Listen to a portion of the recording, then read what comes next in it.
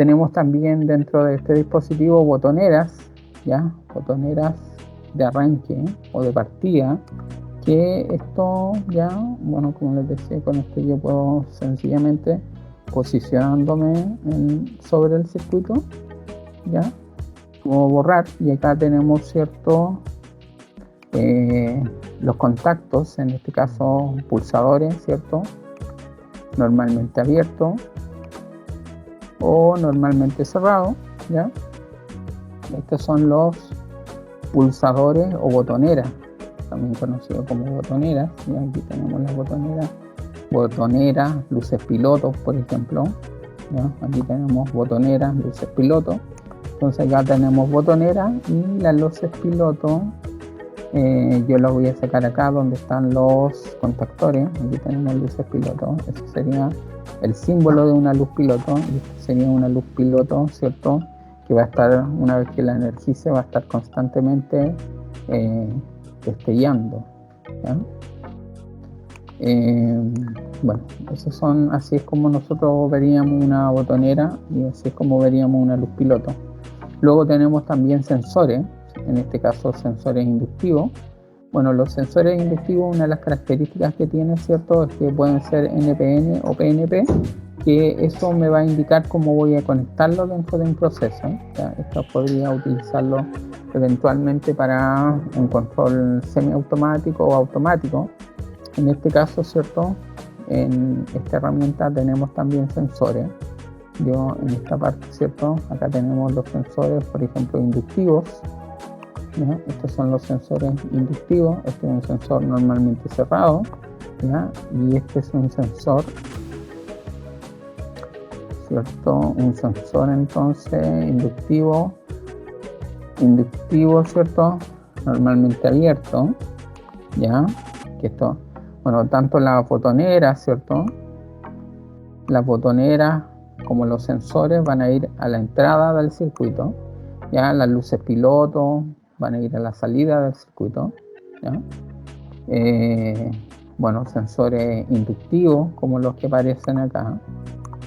Así es como usted vería, ¿cierto?, un sensor inductivo en un proceso industrial.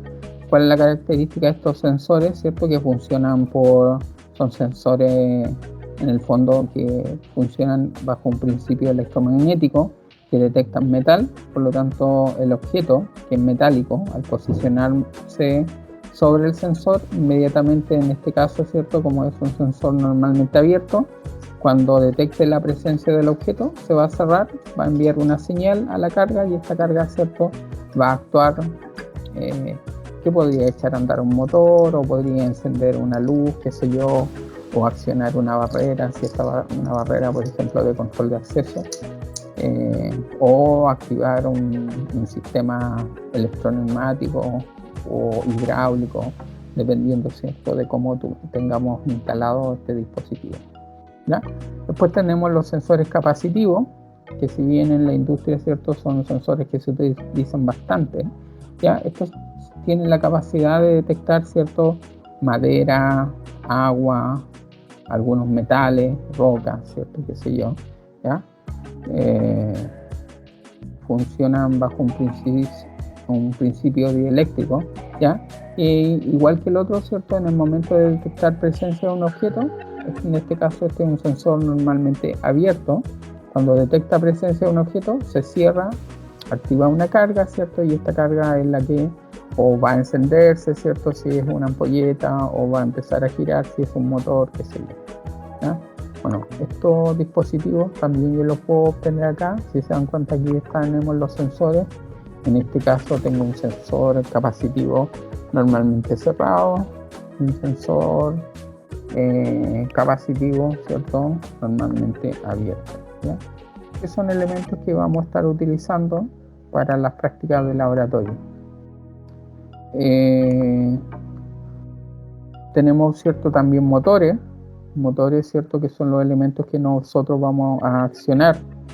Y en este cabecillo, ¿cierto?, aquí, si presionamos en esta parte, ¿cierto?, vamos aquí a encontrar motores de diversas características. El que normalmente utilizo este motor, ¿ya? que me va a ayudar, ¿cierto?, a indicar cuando un proceso está en funcionamiento o no, ¿ya?